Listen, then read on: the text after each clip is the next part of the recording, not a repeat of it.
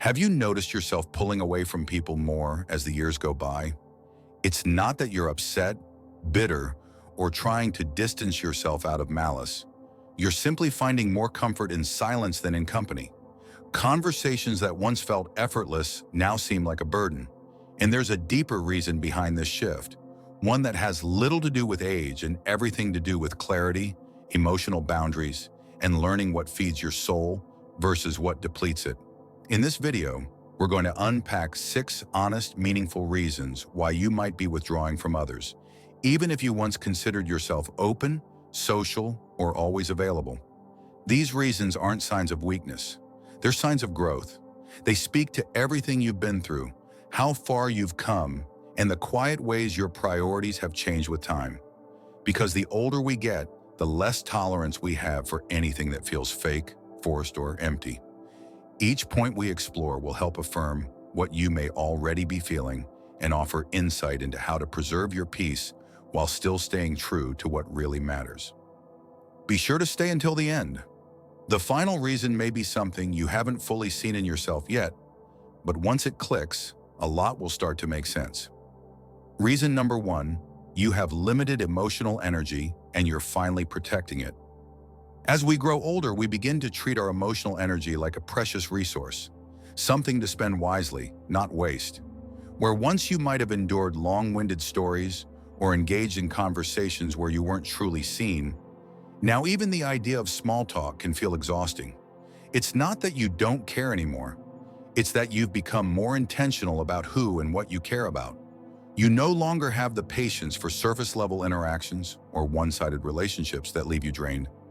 Every interaction, every call, every visit, every invitation comes with an emotional cost. And if the return on that investment isn't meaningful, you feel it right away. You're not turning away from people because you dislike them. You're simply honoring your limits. I once knew a man named Frank, 82 years old, who used to host monthly dinners for his longtime friends. Over time, he realized that it wasn't the cooking or the preparation that tired him. It was the emotional effort of keeping the atmosphere lively when no one seemed to notice how exhausted he felt. Eventually, he stopped organizing those gatherings, not because he stopped caring, but because he needed to redirect his energy toward things that refueled him rather than drained him. Aging also brings a deeper awareness of time, not from fear, but from reverence. You start to recognize every hour of your life as sacred, something to be spent with care. If a conversation doesn't foster connection or a get-together leaves you feeling hollow, you stop pretending it was worth it. You listen to your own fatigue, you trust your need for quiet, and you stop feeling the need to justify why you're stepping back. Avoiding people isn't always about sidestepping conflict. Sometimes it's about sidestepping depletion, because when your nervous system is already busy healing, adapting, and managing the natural weight of getting older, even simple social interactions can feel like too much, unless they're grounded in genuine connection. And once you've experienced the peace that comes from true solitude, it becomes increasingly difficult to tolerate the kind of noise that doesn't serve you. You're not being cold, you're being clear. You've earned the right to reserve your emotional energy for relationships and experiences that offer something meaningful in return. Reason number 2. You've outgrown old roles and expectations. One of the quiet yet most profound transformations that happens with time is realizing you've outgrown the roles others still expect you to play. Maybe you were always the one people leaned on, the listener, the problem solver, the one who kept the peace or held everyone together. But now those roles feel more like a burden than a badge of love. Continuing to play them doesn't feel like kindness. It feels like betraying yourself. You're no longer who you were a decade or two ago, and trying to squeeze back into those familiar molds for the sake of others' comfort, it's exhausting. The truth is, many people don't recognize when you've changed. They still respond to the version of you that lived in their memory, not the one standing in front of them now. Quieter, more thoughtful, maybe more guarded. When you try to express this new version of yourself, you might be met with confusion or even pushback. They say you're different, distant, not yourself. But deep down, you know better. You are yourself, just not the you they expect. I once knew a woman named Marlene, 77 years old, who had been the emotional anchor for her entire family. She was always there with a hot meal, a listening ear, or a spare bed. But after a serious health scare, she took a hard look at her life and realized she didn't want to be that caretaker anymore. She craved peace, stillness, space, and when she began saying no, those around her didn't get it. At first they were confused, even hurt. But over time, Marlene stopped apologizing for protecting her peace. Pulling away from people doesn't necessarily mean you love them any less. Sometimes it means you're done being seen through outdated eyes. You want relationships that meet you where you are, not where you used to be. And if those relationships can't adapt, if people refuse to grow with you, then distance becomes kinder than pretending. Your priorities have shifted, and one of the greatest freedoms in solitude is realizing you no longer have to perform. You don't have to keep conversations alive just to be polite. You're not obligated to fix problems that were never yours to solve, and you certainly don't have to shrink yourself to make others feel more at ease. Letting go of those old roles isn't selfish, it's sacred. It's a reclamation. And the more space you create for your true self, the more peace you'll find in the silence that follows. If this resonates, drop a number 2 in the comments to let us know you're still with us. And if you haven't subscribed yet, consider doing so and hitting the bell so you don't miss more videos like this. Your support helps us keep creating meaningful content.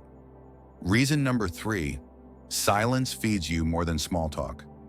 There comes a stage in life when you stop filling space just to fill it. You no longer chase noise or reach for words just because there's a lull.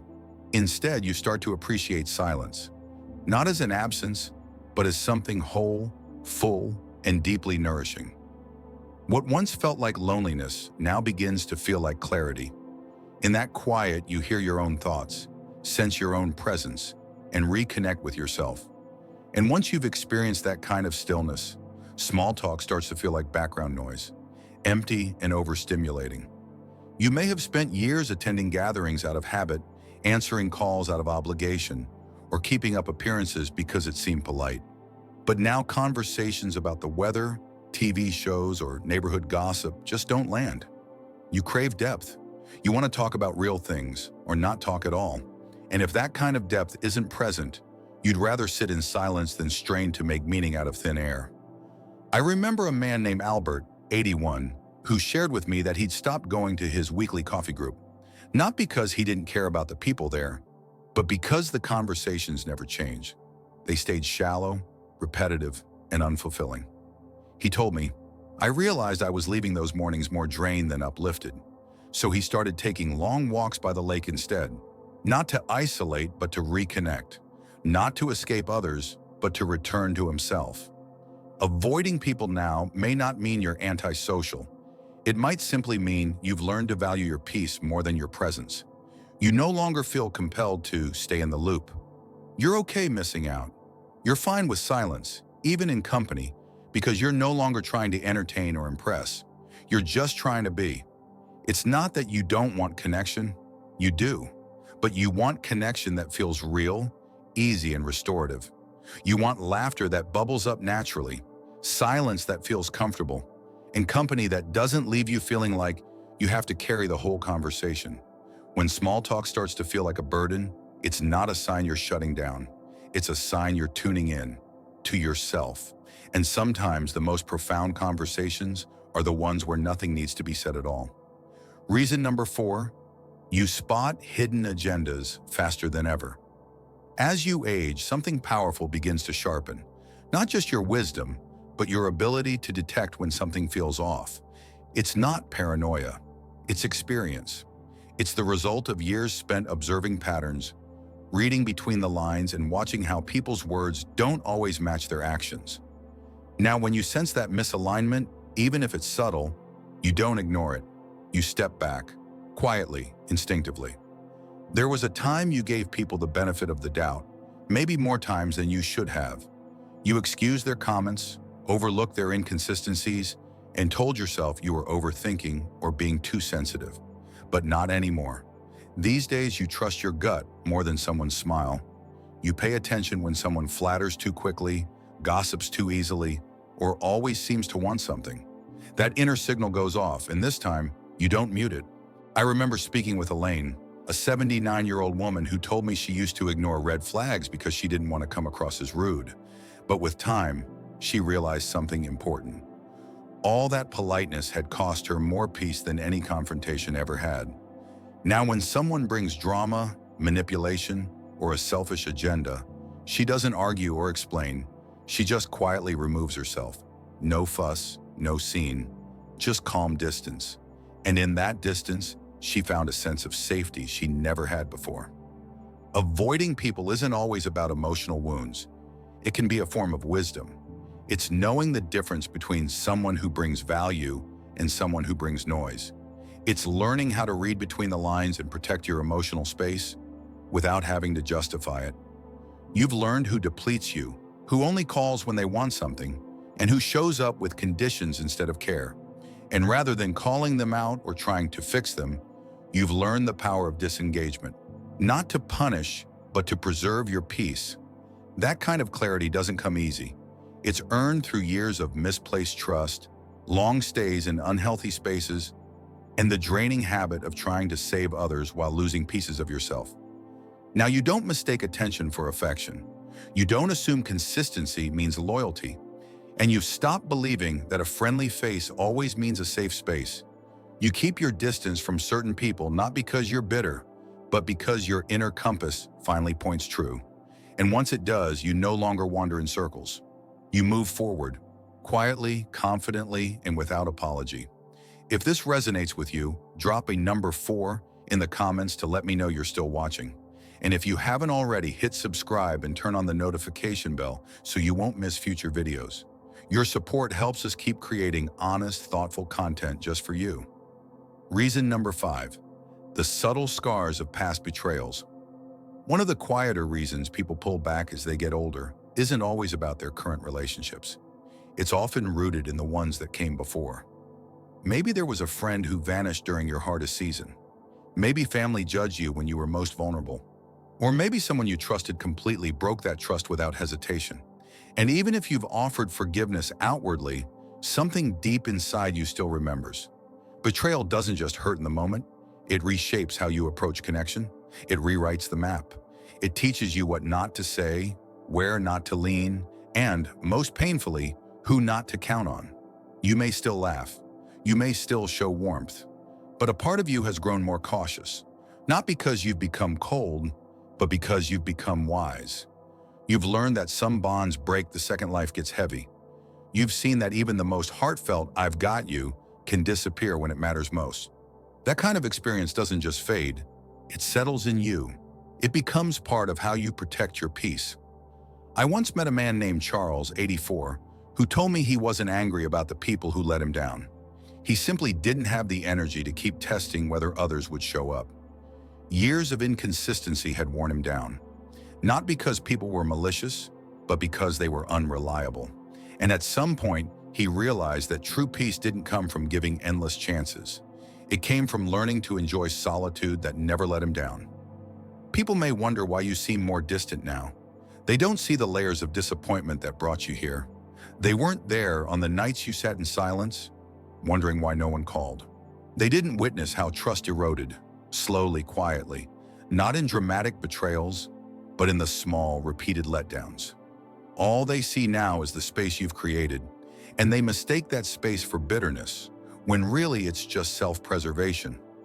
You don't keep your distance because you've given up on connection. You keep your distance because you finally understand that trust isn't something handed out. It's something earned over time through consistency and care. You haven't closed your heart, you've simply built better boundaries. Boundaries shaped by experience, not fear. And if someone wants to be close to you now, they need to bring more than charm. They need to bring reliability. Because after everything you've endured, you know that being present matters more than promises, and being dependable means more than being delightful. You've earned the right to guard your peace, even if it means keeping your circle small. Because now, that circle is sacred. Reason number 6, discovering contentment in your own presence. There comes a time in life when solitude no longer feels like loneliness, it feels like freedom. When you were younger, being alone might have triggered unease, made you question your place, or stirred up a fear of missing out. But now being by yourself doesn't feel like something is missing. It feels like something is finally right. And this freedom isn't loud or showy. It's quiet, grounded, and deeply personal. It's made up of small, gentle moments that don't need to be shared or seen to hold value. For so many years, you may have been surrounded by people, raising children, supporting family, managing social circles, tending to responsibilities. You gave and gave. But eventually a question arises. What would life be like if I simply let myself be? No roles to play, no pressure to entertain, no need to explain your thoughts or mood. And what you discover isn't a void. It's a fullness you didn't know you were missing. I remember a woman named Frances, 80, who used to dread weekends when no one called. But slowly she began to fill her days differently, reading books she'd put off, sipping tea by the window as birds fluttered outside, writing letters just for herself. She said, "I realized I didn't need anyone to complete my day. I just needed to come back to myself." This kind of transformation doesn't come from bitterness. It's born from self-awareness. You reach a point where you no longer need others to shape your joy, validate your thoughts, or define your worth. You wake when you feel like it, eat when you're hungry, and move through your day without interruption. That autonomy becomes sacred. People may wonder why you're less social now, why you don't always answer calls or attend every event. What they don't see is that your alone time isn't empty. It's rich, fertile ground. It's where you tend to your peace, your body, your thoughts. It's a place that never asks you to dilute yourself or stretch beyond your limits. You still care. You're still kind. But now that kindness finally includes you. You no longer pour from an empty cup. You've removed the pressure to be everything for everyone, and you've allowed yourself to be enough, just as you are.